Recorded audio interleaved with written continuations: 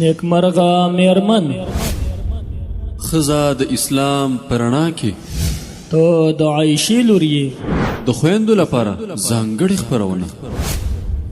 خپرونه واورئ او یو سترې زده کړئ نو عمل پرې وکړئ او تر نورو یې ورسوئ. د همدې خپرونې ویان مولوي طاهري طیب. درېیمه برخه رازو او خپرونه اورو. په شرعي حجاب کې شرعي اسانتیاوي. اوس له مهربانه خدای د مهربانۍ او رحمت تفصیل واورئ. لومړی په داسې حالاتو کې د ښځې لږ هوښیارې واوسي د بې حجابۍ له ځایونو څخه د تر خپله وسه ځانونه وژغوري، په جامو کې د احتیاط وکړي، په ځانګړې توګه د پر سر باندې د پړونې اچولو اهتمام وکړي.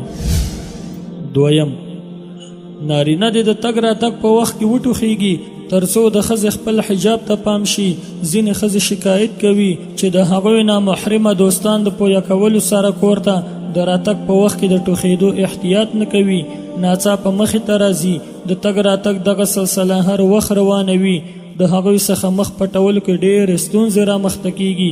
په داسې حالاتو کې چې څومره احتیاط کیدی شي ښځې د احتیاط وکړي، دغه د جهاد وګڼي، څومره تکلیف چې ګالي دومره اجر به زیات ومومي. دریم د نامحرمه سړي د راتلو په وخت د ښځې خپل مخ بل لوري ته واړوي. څلورم که مخ بل لوري ته نشي اړولی نو دا د سر څخه پړونه پر مخ را وزړوي. پنځم پرته د سخت ضرورت د نامحرم سره د خبرې نه کوي. شپږم د نامحرم په موجودیت کې د زنانه خپل منځ یا د خپل محرم سره بې حجابه او بې د تکلفۍ له خبرو یعنی